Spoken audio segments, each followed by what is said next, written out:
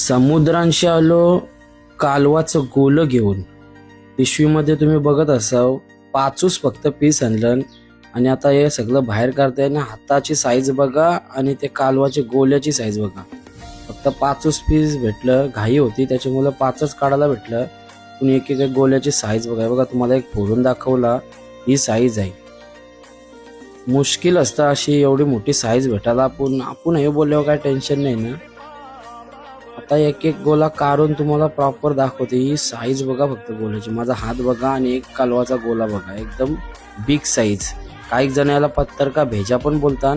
आपण बोलतो कालवाचं गोलं. आणि 5चे 5 फोडलं, वाटीमध्ये ठेवलं आणि तुम्हाला दाखवते बघा. व्हिडिओ जर यूट्यूब बघत असाल तर लाईक शेअर सबस्क्राईब करा आणि इंस्टावर बघत रील असाल तर नक्की इंस्टाग्रामवरती फॉलो करा.